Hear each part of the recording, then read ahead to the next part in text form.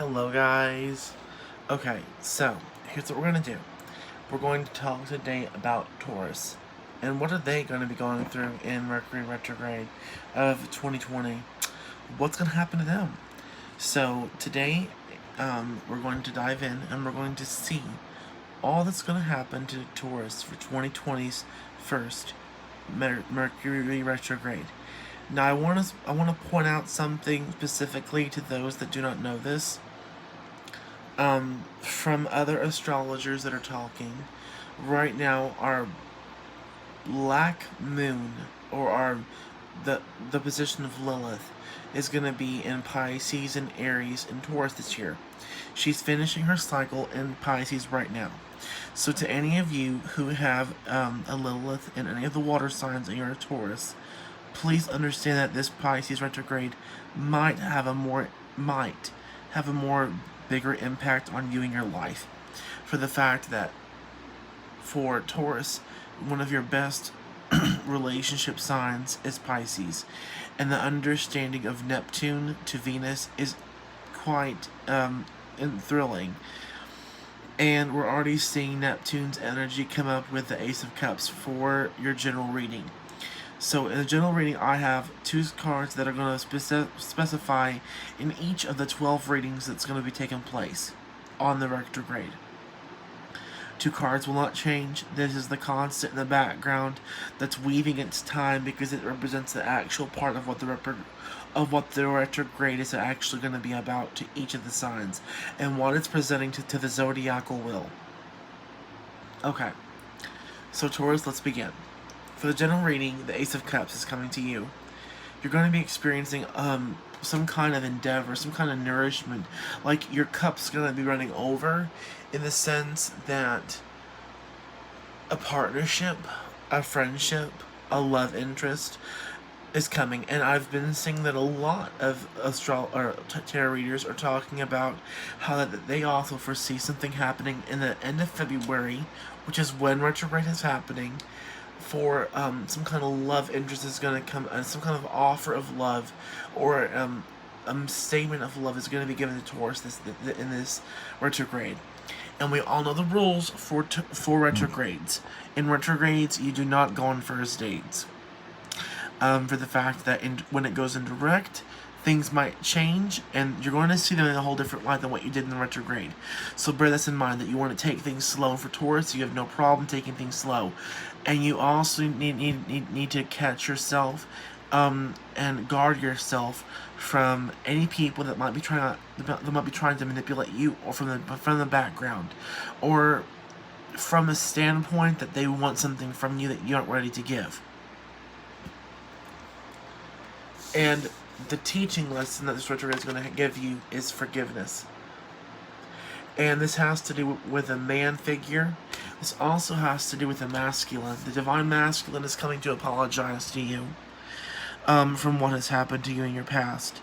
So understand that you're going to be experiencing some type of forgiveness, where you have to actually forgive.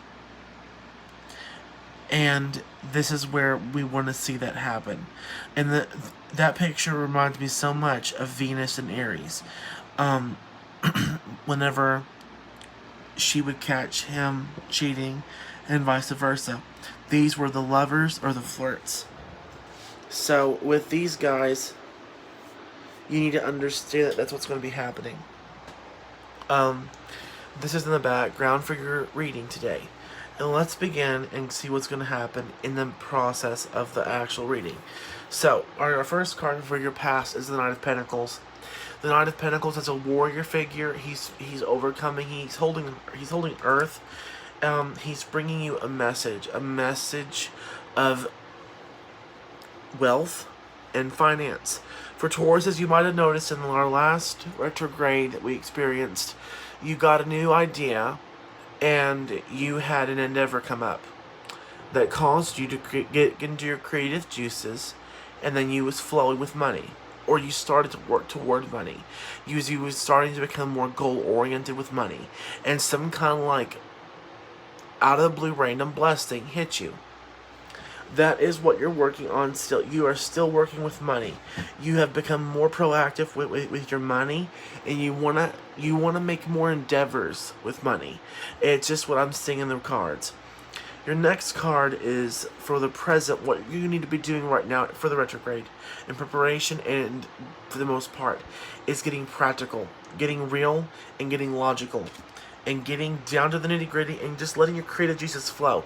That man is sitting there in his little hideaway, his little man cave, and he's busting his fingers to pieces because he's just working. He's creative. He's just in his zone. He's in his hiding zone. And for Tauruses, when things get too overwhelming for you, you tend to kind of like zone out, push people away, and get inward, and go to your secret place. Go to your place where it makes you happy. And this is going to be easy. However, you're not just going to be experiencing practical things in this retrograde, because Pisces always has a lesson for Taurus when it comes to spirituality, always making Taurus a lot more in zone with their intuition and in zone with their psychic gifts. February is going to be the month of a lot of psychic gifts for Taurus. You're going to be in your zone, and this retrograde is going to prove itself, because whenever you go hiding away, you're going to turn into the Hermit. You're going to represent the Hermit Major Arcana, where he goes and hides away with the hexagram of the lantern. I have a picture of it in my cards, and that's what it looks like. He's holding the light inside the lantern is the hexagram, and it's the power of Saturn. And for your third decan, Tauruses, you're ruled partially in your sun by Saturn. Saturn has direct influence on you third decans. So I want to let that be known. And for you second decans in Taurus, this is going to be affecting you, actually, a lot more than the first or the third decans. For the simple fact that the second decans rule in Mercury. That's a part of your co-ruler of your sun. It is you rule with Virgo, and Virgo rules with Mercury. So for Tauruses in the second decan, you're going to feel a little bit more of this harsher, blunt force from this Mercury retrograde, where you're being pushed out of the logical, and you're going to give a spiritual twist to it. It's going to give you a spiritual twist. Pisces has a lot to offer Virgo, and that is also what's happening right now. You're going to feel the opposition of the retrograde more. Okay, so the last part, there was a clarifier given when we was getting your cards, Taurus. And your last card is what the outcome is going to be. It's going to be the High Priestess. You're going to be balancing something, and this perfectly, beautifully leads right into Gemini. You're going to be given something that's going to cause you to want to balance light and dark. You're going to be given knowledge of something. You're going to be given a secret that will help you with your business. And you're going to find it out through your introspection. Because Taurus, you're great when it comes to introspection, because you're all about yourself. You're all about the truth. And for that, I want to tell you that that's what's going to happen. And a clarifier is justice. Libra energy is coming into play. So whenever you see Libra energy with the High Priestess, justice with the High Priestess, understand one thing. This is implying some kind of truth that the universe is giving you specifically for your future. And I got this message, it just hit me. When you see these two lining up, Justice and High Priestess together, it means something is happening. And notice that we have a time period. I'm going to show you right now. We have a time period. From February all the way to November, you're going to be experiencing this period. And this is a representation of Black Moon and Lilith, what I was just talking about earlier. High Priestess looks just like a representation of Lilith. And Justice over here is karmic energies. There's the Wheel of the Year. So she's also holding the balance and the sword. So the sword of truth, the scales, and then we have the horns for Isis, and she's holding and lifting the sun, balancing Boaz and Joaquin energies. And the Mandalora is surrounding her. And for her, it's going to be into the sacral chakra and into the solar plexus chakra. And also, we're also seeing it's amplifying the third eye chakra and the crown chakra. So these four chakras are going to be important to you, Taurus, for between February and November.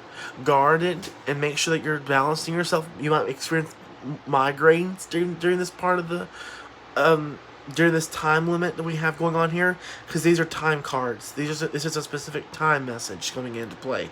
That Black Moon and Lilith is helping you clear out some old karma for 2020, starting with the Pisces retrograde. We're gonna have two things in Pisces. Right now we have Lilith in Pisces, and then we're also going to be having Mercury retrograde in Pisces. And also, I want to put something out too. Is this? In Egyptian mythology, we have east and west. The sun rises in the east and sets in the west. Retrograde is whenever things get reversed, and simply, instead of the sun, it's Mercury.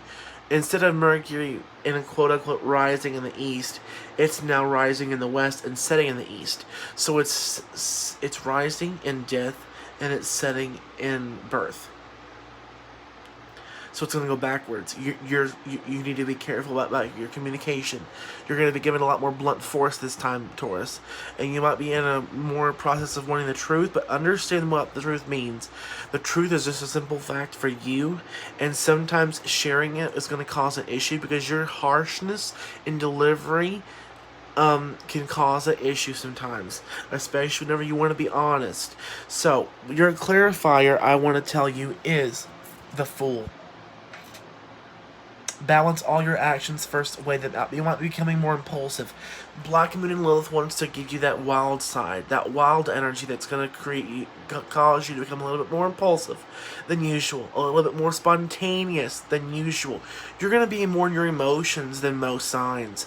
And from February all the way until November, you're going to be experiencing a supercharge with the psychic senses.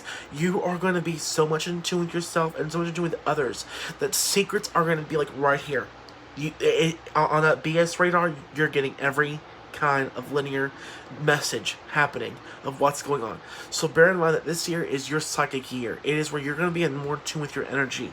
And specifically, your message from the universe or from the goddess is seasons. Understanding that there's a time for everything. You've been short a lot these past few years. You've experienced a lot of heartbreak, a lot of trouble, a lot of turmoil, a lot of disappointment, a lot of heartbreak. And for you, Taurus, you've almost given up.